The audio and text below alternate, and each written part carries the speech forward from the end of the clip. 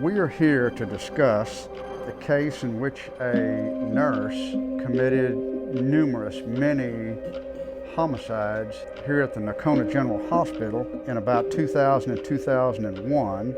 It was a horrific situation.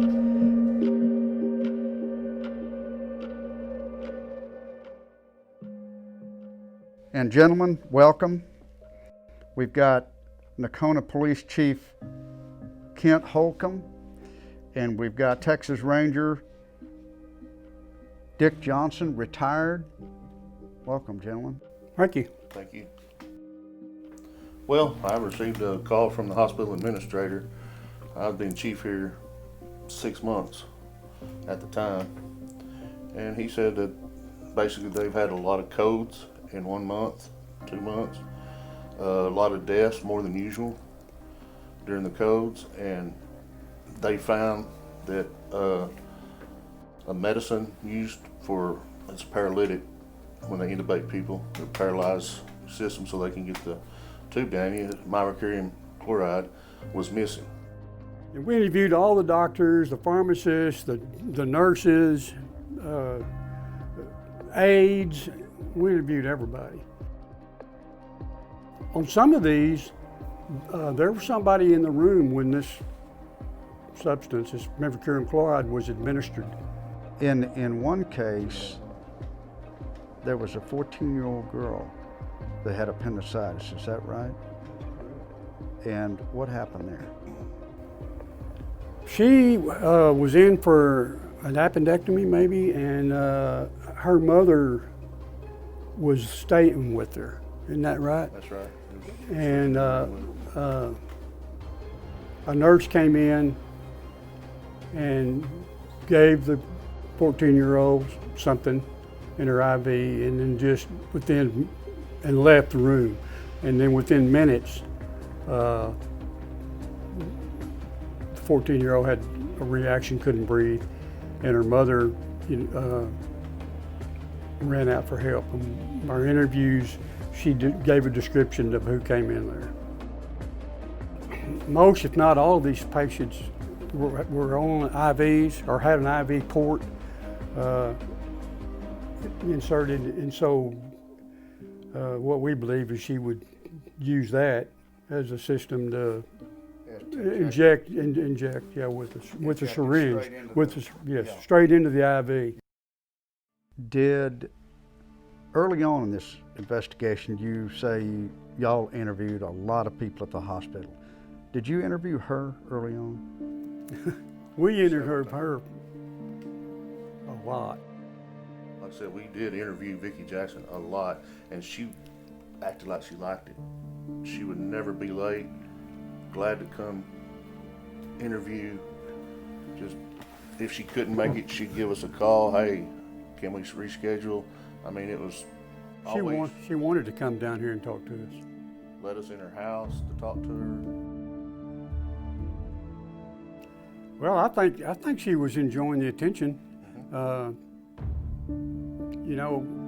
Some of the interviews were pretty stern, pretty firm, and it didn't really faze her. She acted like she wanted to be there. But the sheriff of Montague County, Chris Hamilton, and a DA investigator here, they're the ones that actually went to the house and searched the house. And then as they were leaving, they decided to look in the trash, which was actually abandoned property in the street, ready for the trash people to come pick it up the next morning. And they found a syringe in there, and they seized that. In my mind, I don't know about Kim, but I'm thinking a syringe, not normally in the trash, even though you're a nurse, because they put those in the sharps containers, and now there's one in her trash. So in my mind, I'm thinking, okay, she's trying to hide this at the hospital. She brought it home to get rid of it. But there's no reason that she should have had a syringe at her house with Mivacon in it. So when we found out that, when we got the lab results back on that, we were just like, yeah, this is smoking gun right here.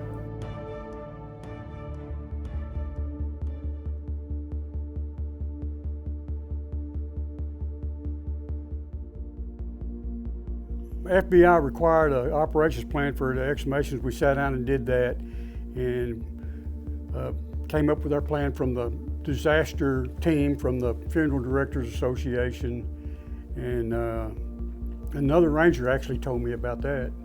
I just hadn't been visiting with him in Lubbock. He said, "Hey, why don't you call and see if they'll help you?" And then we got some. We were worried about the money and all this. Of course, the disaster team, you know, they do fundraisers, and they would come in, you know, out of the goodness of their heart.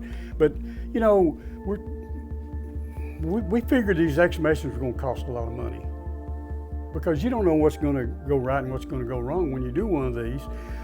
So we found out that the governor's office had a grant, some kind of law enforcement grant. So we wrote our plan, and to do exhumations. And so each exhumation we were going to do 10 exhumations in 5 days. We're going to do 2 a day. Each exhumation would have a team leader, an assistant team leader, an evidence person, a photographer, a security team. We built barricades where nobody could see. Of course, in Dallas, they had helicopters and everything else looking on. Dr. Michael Bodden, the New York medical examiner. The famed. Yes. Yes. He was came here. down and did the autopsies along with the head doctor at the medical center. They let us set a command post up in the ME's office, in one of their offices up there.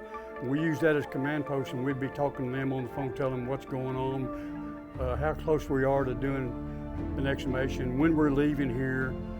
And on every hearse that we used, we had a car that led it and one that followed it. And we went to Dallas that way. So there'd be chain of custody. Right. We did that when, and of course we'd have 2 hearses in a lot of cases, so we'd have 4 cars.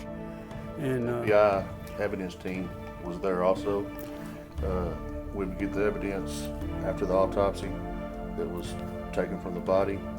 I would take both victims' evidence, come back to Nocona, place them in the evidence room. And we had a grand jury that day, and of course they indicted her on 10 counts. That's all that we did to make it capital murder. And once we got the indictment, we went, myself and Dick and Dave, went to Bowie. the original team member, we went to Bowie and arrested her at Brookshire's grocery store. I finally got to put the cuffs on her. She didn't look like a killer, did she? No, No.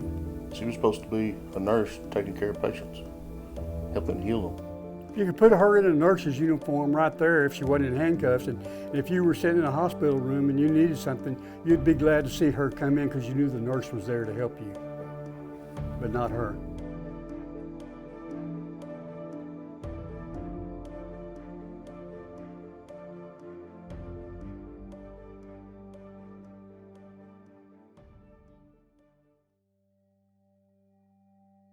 Dick, what made you want to get in the Rangers? Well, that's a pretty long story, because have you ever heard of an Army brat? That's a child of a person in the military or the Army. Well, I was a DPS brat. So my dad was in the Department of Public Safety for 40 years. And so, you know, that was the very beginning for me as far as law enforcement. Because I was raised among Rangers. I was raised among highway patrolmen. And these guys were all, I mean, they were bigger than life. They were giants to me. I mean, they were, you know, they were heroes. I used this on horseback when we were conducting manhunts. And you know, I'm the kind of guy when an agency calls me for help, you know, and I want them to know that I'm going to show up and that I'm going to do the job I got to do till it's finished. And if it happens to be an escapee or whatever, then I'm going to be there. And I work closely with you. We talked about coordination between agencies. I work closely with the prison system. And so I went on all the manhunts there, and I had a saddle scalpel and I had a saddlebag for I carried water, snake bite kits, ammunition, and all this. And I'm the type of guy that I'm gonna roll up your sleeves kind of guy and get down in the mud and the blood and the beer and get the job done. So if there's manhunt going on, I don't want to be sitting in my car at the command post or sitting in the chair at the command post. I want to be the guy when they say saddle up, I saddle up and I get my saddlebags and I'm on horseback looking for a suspect. And so I always carried these saddlebags and I kept my supplies in there for whatever we might need.